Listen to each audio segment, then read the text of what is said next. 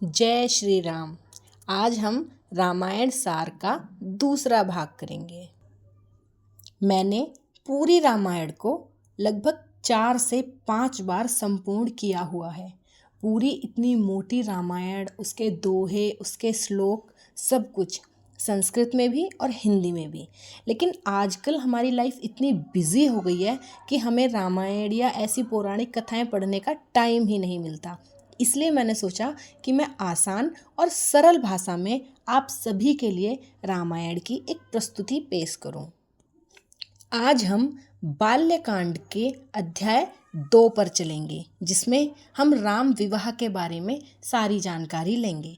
इससे पहले हमने राम जन्म और राम जी कैसे गुरुकुल में गए, ऐसे सब कुछ भाग 1 में कर लिया है। तो चलिए आज हम राम विवाह करते हैं और बाराती बनते हैं राम जी के। समय बीत रहा था। चारों भाई बालक से युवक हो गए। उनके युवा पुत्रों को देखकर राजा दशरथ फूले नहीं समाते थे। गांव नगर में राजकुमारों के विवाह की चर्चा होने लगी। तीनों रानियां भी अपने पुत्रों के विवाह के सपने संजोने लगीं। अपनी पुत्र वधुओं के विचार से ही रानियां पुलकित हो जातीं। एक दिन राजा दशरथ अपने दरबार में बैठे मंत्रियों और सभासदों के साथ भावी योजनाओं का विचार कर रहे थे। इतने में द्वारपाल ने महर्षि विश्वामित्र के आने की सूचना दी। राजा ने स्वयं द्वार पर जाकर महर्षि का स्वागत किया। राज दरबार में उन्हें ऊंचे आसन पर बिठाया। महर्षि विश्वामित्र स्वयं भी कभी बहुत बड़े और शक्तिशाली राजा थे। बाद में उन्होंने राजपाट त्याग कर संन्यास ले लिया। उन्होंने वन में अपना आश्रम बनाया और वहीं तप करने लगे। महर्षि विश्वामित्र का यथोचित सादर सत्कार करने के बाद राजा दशरथ ने बहुत ही विनम्र शब्दों में उनके आने का उद्देश्य पूछा। महर्षि ने अपने आने का कारण बताते हुए कहा, हे राजन, मैं एक सिद्धि यज्ञ कर रहा हूँ, किंतु यज्ञ पूरा होने में पहले ही राक्षस यज्ञ कुंड को अपवित्र कर देते हैं। राक्षसों के भय से मुनिगण अपना कार्य पूरा नहीं कर पाते। उन दुष्ट बुद्धि राक्षसों को केवल आपका बड़ा पुत्र राम ही मार सकता है। आप राम को कुछ दिनों के लिए मेरे साथ भेज दीजिए ताकि सिद्धि यज्ञ पूरा किया जा सके। महर्षि की बात सुनकर दशरथ जी कांप उठे। राम को अपने से अलग करने की बात तो वे सपने में भी नहीं सोच सकते थे। राम में उनके प्राण जो बसते थे। स्वयं को संभालते हुए वो बोले, महामुनि, मेरा राम तो केवल 16 वर्ष का है। उन दुष्ट मायावी राक्षसों से वो कैसे लड़ पाएगा? मैं और मेरी सारी सेना आपकी सेवा में प्रस्तुत हैं। आप मुझे आज्ञा दीजिए, मैं स्वयं आपके यज्ञ की रक्षा करूंगा, मगर मेरे राम को मुझसे अलग मत कीजिए। दशरथ की बात सुनकर विश्वामित्र राजमहल से उठकर जाने लगे। बात बिगड़ती हुई देखकर गुरु वशिष्ठ ने दशरथ जी को समझाया, राजन, पुत्र मोह में पड़कर आप अपयश का काम न करें। रघुकुल की रीति की रक्षा करें। महर्षि विश्वामित्र की इच्छानुसार उनका सारा काम करें। राम के लिए सौभाग्य होगा। महर्षि के रहते कोई उसका बाल भी बांका नहीं कर सकता। गुरु वशिष्ठ की बात सुनकर महाराज दशरथ कुछ आश्वस्त हुए, मगर अब भी वे राम को अपने से अलग नहीं करना चाहते थे। यह समझकर गुरु वशिष्ठ ने पुनः कहा, महाराज, महर्षि विश्वामित्र सिद्ध पुरुष हैं। वे तपस्वी और महाज्ञानी हैं। वे अनेक विद्वानों के जानकार हैं। राम को उनके लिए नई विद्याएं सीखने का अवसर मिलेगा। कुछ सोचकर ही वे राम को अपने साथ ले जाने की बात कर रहे हैं। आप राम को उनके साथ जाने दें, इसी में सबकी भलाई है। राजा दशरथ ने गुरु वशिष्ठ की बात मान ली। महर्षि विश्वामित्र से माफ़ी मांगते हुए बोले, मुनि श्रेष्ठ, मैं जानता हूँ कि आपके साथ जाने पर राम का भला ही होगा, मगर मैं राम को अकेला नहीं भेजना चाहता। आप उसके साथ लक्ष्मण को भी ले जाइए। महर्षि विश्वामित्र ने सहज और सहर्ष राजा दशरथ का आग्रह मान लिया। राम और लक्ष्मण को उसी समय राज दरबार में बुलाया गया। राजा दशरथ ने दोनों भाइयों को महर्षि विश्वामित्र के साथ जाने के लिए कहा। दोनों ने सिर झुकाकर अपने पिता की आज्ञा स्वीकार की। माताओं को भी सूचना दी गई। माता पिता से आशीर्वाद लेकर राम लक्ष्मण महर्षि विश्वामित्र के पीछे पीछे चल दिए। राजा दशरथ ने भारी मन से उन्हें विदा किया। राजमहल से निकलकर महर्षि विश्वामित्र सरयू नदी की ओर बढ़े। दोनों राजकुमार अपने अपने धनुष लिए पीठ पर तुड़ीर बांधे उनके पीछे चल रहे हैं। चलते चलते अयोध्या पीछे छूट गई। शाम हो गई। उचित स्थान देखकर महर्षि विश्वामित्र राम लक्ष्मण से बोले, हम लोग आज रात यहीं ठहरेंगे। महर्षि की आज्ञा मानकर दोनों भाइयों ने उनके लिए तिनकों और पत्तों का आसन बनाया। उसके बाद सरयू नदी में हाथ मुंह धोया और महर्षि के चरणों में आकर बैठ गए। राम और लक्ष्मण तत्परता और सेवा से प्रसन्न होकर महर्षि ने दोनों भाइयों को बला अतिबला नाम की विद्याएं सिखाईं। इन विद्याओं के प्रभाव से कोई भी शत्रु उन पर धोखे से प्रहार नहीं कर सकता था। सुबह होने पर दैनिक नित्य कर्म के बाद तीनों ने फिर से यात्रा आरंभ की। अगले दिन वे सरयू और गंगा नदी के संगम पर पहुंचे। रास्ते भर महर्षि उन्हें रास्ते में पड़ने वाले आश्रमों, वहाँ के लोगों, वृक्षों, वनस्पतियों आदि के बारे में बताते रहे। दोनों भाई महर्षि के पीछे पीछे ध्यानपूर्वक उनकी बातें सुनते हुए चल रहे थे। रात होने पर उन्होंने सरयू और गंगा नदी के संगम के पास बने भगवान शिव के आश्रम में विश्राम किया। अगले दिन उन्होंने नाव में गंगा नदी पार की। गंगा किनारे चलते चलते वे एक घने वन में पहुंचे। यह वन अन्य वनों की अपेक्षा बहुत घना और भयानक था। पेड़ पौधे लताएं इतनी घनी थी कि सूर्य की रोशनी धरती तक पहुंच ही नहीं पा रही थी। ऐसा लगता था मानो दिन में ही रात हो गई हो। डरावने और खूंखार पशुओं की दहाड़ गुर्राहट से पूरा जंगल दहल रहा था। महर्षि ने बताया, कई वर्षों पहले यहाँ देवताओं ने करुष नाम के दो बेहद सुंदर और समृद्ध नगर स्थापित किए थे, मगर ताड़का नामक एक राक्षसी ने इन दोनों नगरों को तहस नहस कर दिया। ताड़का सुंद नामक राक्षस की पत्नी और मारीच और सुबाहु की माँ है। अब उसे ताड़का वन के नाम से भी जाना जाता है। ताड़का के डर से यहाँ कोई नहीं आता। तुम दोनों को ताड़का का आतंक मिटाना है। महर्षि विश्वामित्र की आज्ञा लेकर राम ने अपने धनुष की प्रत्यंचा चढ़ाकर छोड़ दी। धनुष की टंकार से पूरा वन कांप उठा। जंगली पशु पक्षी चित्कार करके इधर उधर भागने लगे। ताड़का अत्यंत क्रोध में भयंकर गर्जना करती हुई राम और लक्ष्मण की ओर दौड़ी। राम लक्ष्मण को देखते ही उसने क्रोध से हुंकार भरी। लगा जैसे तूफान आ गया। वन के बड़े बड़े पेड़ गिरने लगे। धूल भरी आंधी चलने लगी। ताड़का ने दोनों भाइयों पर बड़े बड़े पत्थर फेंकने शुरू कर दिए। राम ने शक्तिशाली बाण चलाकर पत्थरों को धूल धूल कर दिया। इधर लक्ष्मण के बाणों ने ताड़का के चारों ओर से घेर लिया। क्रोध में पागल ताड़का कुछ और कर पाती इससे पहले राम द्वारा छोड़ा गया एक शक्तिशाली बाण उसके हृदय में लगा। उसी समय उसकी मृत्यु हो गई। ये देखिए, इससे रिलेटेड एक चित्र भी है यहाँ पे, जिसमें ताड़का जो है वो राम लक्ष्मण पर हमला कर रही है और जो ये ऋषि मुनि हैं ये हवन कर रहे हैं, यज्ञ कर रहे हैं। चलिए हम आगे चलते हैं। ताड़का के मरते ही भयानक तूफान शांत हो गया।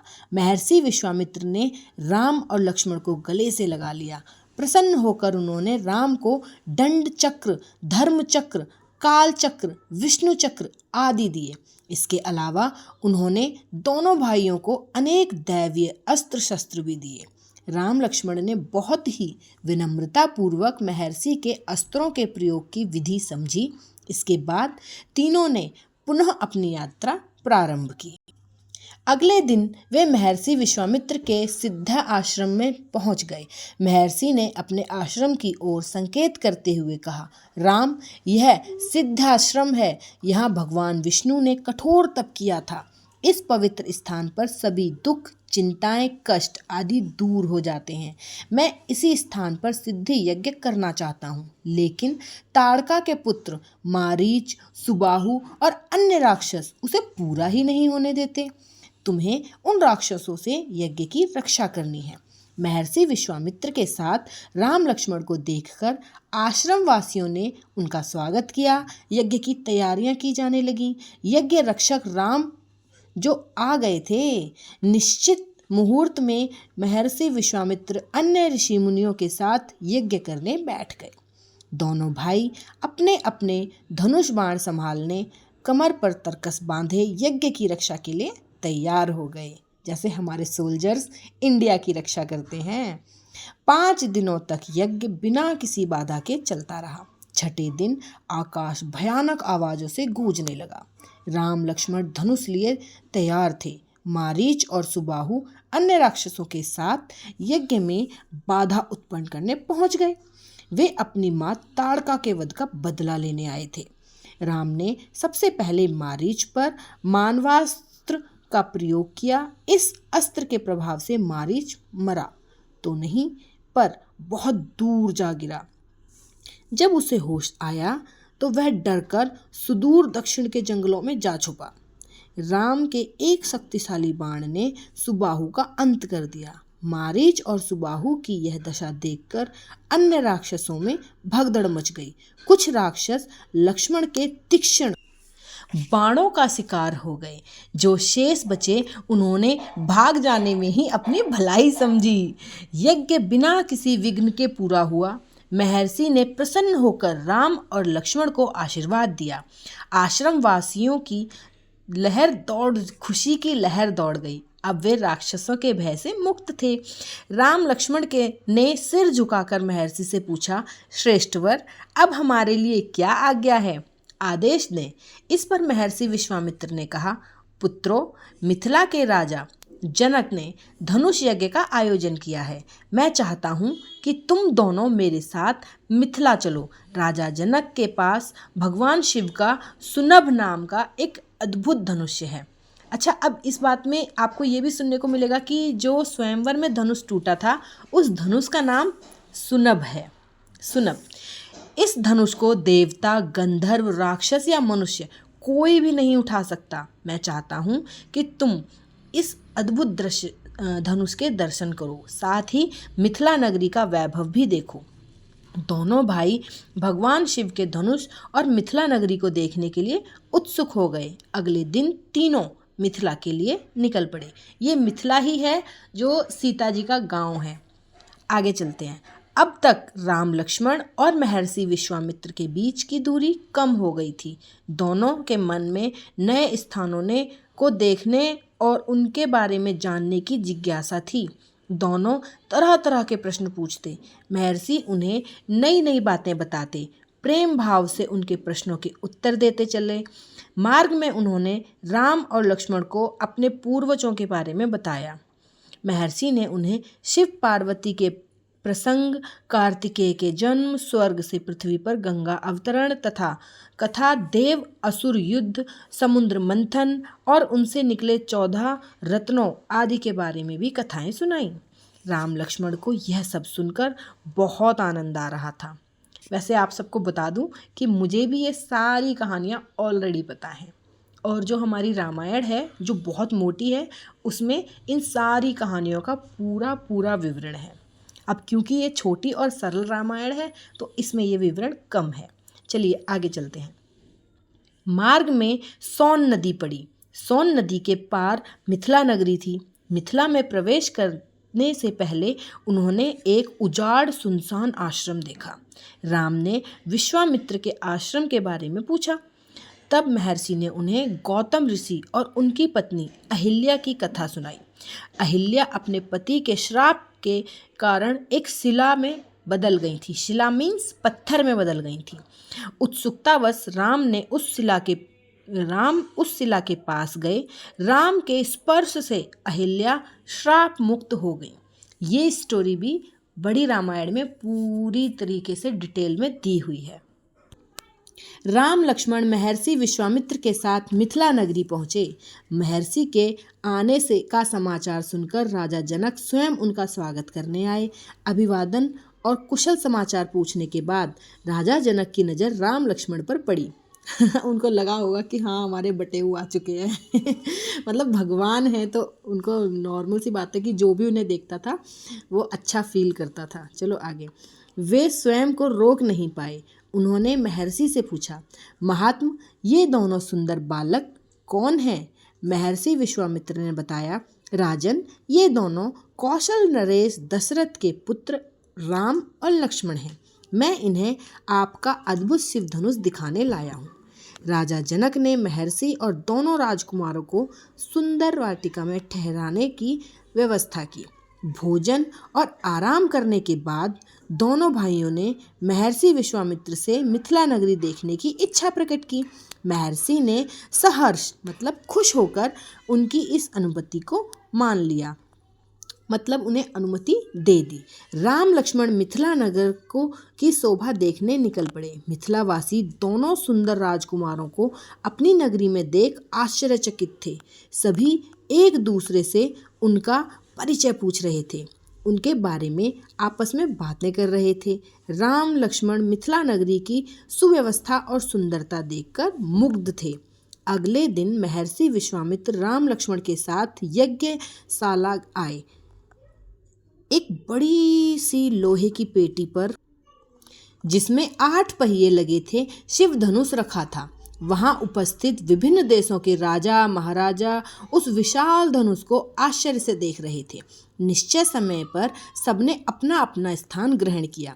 मिथिला नरेश सभी अतिथियों को संबोधित करके बोले, उपस्थित महानुभावों, आप सबका इस धनुष यज्ञ आयोजन में स्वागत है। यह अलौकिक शिव धनुष है। मैंने प्रतिज्ञा की है कि जो इस शिव धनुष को उठाकर इस पर प्रत्यंचा चढ़ा देगा, मैं अपनी बेटी सीता का विवाह उसके साथ कर दूंगा। यह कहकर राजा जनक अपने स्थान पर बैठ गए। मन में यह प्रश्न लिए, क्या मेरी प्रतिज्ञा पूरी होगी? कौन होगा मेरी प्रतिज्ञा पूरी करने वाला? एक एक कर सभी राजा महाराजा शिव धनुष के पास आने लगे, मगर प्रत्यंचा चढ़ाना तो दूर, वे उसे हिला भी नहीं पाते। लज्जित होकर एक एक कर सभी अपने आसन पर बैठ गए। तब महर्षि विश्वामित्र ने राम को शिव धनुष उठाने की आज्ञा दी। राम जी शिव धनुष के पास गए, उसे प्रणाम किया। उसके बाद उन्होंने सहज भाव से धनुष को ऐसे उठा लिया मानो कोई खिलौना हो। फिर महर्षि की ओर मुख करके बोले, गुरुवर, क्या मैं इसकी प्रत्यंचा चढ़ा दूं? विश्वामित्र ने आज्ञा दी। अवश्य पुत्र। गुरु की आज्ञा मिलते ही राम ने धनुष को ऊपर से दबाकर उसकी प्रत्यंचा चढ़ा दी। प्रत्यंचा मतलब एक जो रस्सी होती है जिसको धनुष पे बांधते हैं और उसमें तीर लगाकर छोड़ा जाता है। गुरु की आज्ञा मिलते ही राम ने धनुष को ऊपर से दबाकर उसकी प्रत्यंचा चढ़ा दी, मगर जोर की आवाज हुई। जोर की आवाज के साथ धनुष बीच से ही टूट गया। सभी लोग कभी राम को, कभी टूटे हुए शिव धनुष की ओर अवाक होकर देखने लगे। राजा जनक की आंखें छलछला उठी। छलछला मतलब खुशी के आंसू आ गए। आखिर उन्हें अपनी बेटी के लिए योग्य वर मिल ही गया। सीता ने राम के गले में वरमाला डाल दी। राजमहल मंगल गीतों से गूंज उठा। अब मैं आपको एक फ़ोटो दिखाती हूँ। ये देखिए, ये राम जी ने कैसे धनुष पर प्रत्यंचा चढ़ाई और धनुष टूट गया। ये सीता जी जयमाला लेकर आई। ठीक है, चलो अब आगे चलते हैं। राजा जनक अपनी पुत्री सीता के लिए राम जैसे सुंदर शक्तिशाली वर को पाकर फूले नहीं समा रहे थे। उन्होंने गद स्वर में महर्षि विश्वामित्र से पूछा, मुनिवर, आपके आशीर्वाद से मेरी प्रतिज्ञा पूरी हुई। मुझे सीता के लिए योग्य वर मिल गया। यदि आपकी आज्ञा हो तो महाराज दशरथ को विवाह का शुभ संदेश भिजवा दिया जाए। विश्वामित्र ने मुस्कुराकर कहा, अवश्य, शुभस्य शीघ्र। महर्षि की अनुमति मिलते ही राजा दशरथ के पास बारात लेकर आने का निमंत्रण भेज दिया गया। व्यवहार कुशल दूतों ने राजा दशरथ को मिथिला नगरी का सारा समाचार और राजा जनक का आदेश सुनाया। राम द्वारा शिव धनुष तोड़े जाने की बात सुनकर दशरथ जी प्रसन्नता की सीमा न रही। माताएं भी अपने पुत्रों का कुशल क्षेम जानकर बहुत प्रसन्न हुई। कुछ ही देर में राम के विवाह का समाचार पूरी अयोध्या में फैल गया। घर घर में बधाई गीतों की गूंज उठने लगी। बारात में चलने की तैयारियां की जाने लगी। राजा दशरथ अपने संग संबंधियों, मंत्रियों और प्रजा के गणमान्य लोगों को साथ लेकर मिथिला की ओर चल दिए। हाथी, घोड़ों, रथ, पालकी, बाजे गाजे आदि सभी से सजी धजी बारात 5वें दिन मिथिला पहुंची। राजा जनक ने बारात का भव्य स्वागत किया। मिथिला नगरी की शुभ शोभा देखते ही बनती थी। पूरी नगरी को तरह तरह के फूलों से, पताकाओं आदि से सजाया गया। मुख्य द्वारों पर फूलों के तोरण बनाए गए। बारातियों को सुंदर महलों में ठहराया गया। महर्षि विश्वामित्र राम लक्ष्मण को साथ लेकर राजा दशरथ से मिले। राम लक्ष्मण ने अपने पिता के चरण छुए। राजा दशरथ ने उन्हें हृदय से लगा लिया और ढेरों आशीर्वाद दिए। फिर उन्होंने महर्षि विश्वामित्र को प्रणाम किया और बोले, मुनिवर, आपकी कृपा से ही मुझे यह शुभ दिन देखने को मिला। विवाह की तैयारियां जोरों पर थीं। राजा जनक और दशरथ के पास आए, हाथ जोड़कर बोले, राजन, सीता के लिए राम जैसा योग्य वर पाकर मैं धन्य हो गया। मेरी इच्छा है कि मेरी छोटी पुत्री उर्मिला का विवाह लक्ष्मण से हो जाए। मेरे छोटे भाई कुशध्वज की 2 पुत्रियां हैं, मांडवी और श्रुतकीर्ति। यदि मांडवी का विवाह भरत से और श्रुतकीर्ति का विवाह शत्रुघ्न से हो जाए तो मैं कृतार्थ हो जाऊं। राजा दशरथ ने सहर्ष उनका यह प्रस्ताव मान लिया। पूरे रीति रिवाज के साथ चारों भाइयों का विवाह संपन्न हुआ। कुछ दिन मिथिला में बिताकर राजा दशरथ अपने पुत्रों और पुत्र वधुओं को लेकर अयोध्या लौटे। तीनों रानियों ने बड़े प्रेम से अपने पुत्र और वधुओं की आरती उतारी। पहले आप यहाँ पे विवाह देखिए, राम जी और उनके सारे भाइयों का विवाह कैसे हो रहा है। अच्छा, यहाँ पर एक ट्विस्ट है। देखा जाता है, बताया जाता है, जो पुरानी रामायण है जो मोटी वाली, उसमें कि जनक जी ने दशरथ जी को कोई न्योता नहीं भेजा था। मतलब जो उन्होंने स्वयंवर किया था उसका कोई न्योता नहीं गया था और राम जी अपने गुरुजी के साथ बाई चांस वहाँ आ गए थे। तो जब वो बारात के लिए दशरथ जी को न्योता दे रहे थे तो जनक जी बहुत डरे हुए थे कि कहीं दशरथ जी उनके इस न्योते को स्वीकार करेंगे भी या नहीं, क्योंकि उन्होंने पहले उन्हें न्योता नहीं भेजा था ना, इसीलिए। बट फाइनली सब कुछ बहुत अच्छा हो गया और बताते हैं कि दशरथ जी ने जनक जी के पैर छुए कि आपकी बेटी मैं लेके जा रहा हूँ, विदा कर रहे हो, कन्यादान किया है आपने, तो आपका रिश्ता मुझसे बड़ा हुआ। लेकिन आजकल की कुप्रथाएं थोड़ी अजीब सी हो गई हैं। आजकल तो लड़की वालों को नीचा समझा जाता है, वेरी बैड। चलिए आगे की तरफ चलते हैं। बधाइयाँ, मंगल गीतों और शंख ध्वनि से अयोध्या की गलियाँ गूंजने लगीं। राजा दशरथ ने दिल खोलकर सबको यथोचित दान दिया। अपने चारों पुत्रों के लिए सुंदर, सुशील और संस्कारी बहुएं पाकर वे अति प्रसन्न थे। ऐसा लग रहा था मानो संसार भर की खुशियां उन्हें मिल गई हों। चलिए, अब हमारा ये 2nd अध्याय, दूसरा भाग यहीं संपूर्ण होता है। अब बाकी हम कल करेंगे। अब इसमें कुछ क्वेश्चन हैं जो मैं बोलूँगी। महर्षि विश्वामित्र कौन थे? तो वो उनके कुल गुरु थे, राजा दशरथ जी के।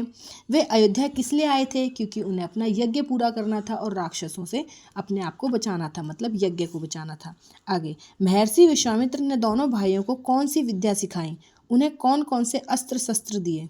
उन्होंने उन्हें बहुत सारी विद्याएं सिखाई थी और बहुत सारे विष्णु अस्त्र और पता नहीं कौन कौन से बहुत सारे इसमें नाम है, वो बहुत सारे अस्त्र दिए थे। राम और लक्ष्मण ने ताड़का को कैसे मारा? उन्होंने अपनी वाणों से उनको मारा था। आगे, और जो महर्षि विश्वामित्र ने उन्हें एक और मतलब कुछ शक्ति दी थी, उस शक्ति से मारा था उन्होंने। आगे, दोनों भाइयों ने राक्षसों से यज्ञ की रक्षा कैसे की? नॉर्मल सी बात है, सबको मार के, मतलब वो लोग उसकी रक्षा कर रहे थे और अपने धनुष बाण से सारे राक्षसों को उन्होंने मार गिराया। शिव धनुष को संक्षेप में वर्णन कीजिए। तो वो बहुत भारी था और बहुत मतलब पुराना था और लोग जो है उसको देखने आए थे। वो बहुत सुंदर था और राम जी ने उस पर प्रत्यंचा चढ़ाई थी और सबके बस की वो बात नहीं थी। चलो आगे। मिथिला में बारात का स्वागत किस प्रकार किया गया? तो इसका भी हम नॉर्मल बता सकते हैं कि पूरे राज्य को सजाया गया, फूलों से बंदरवान बनाए गए, पताकाएं लहराई गई, बहुत सारी अच्छी अच्छी चीज़ें की गई। चलिए अब हम चलते हैं। Bye bye. जय श्री राम।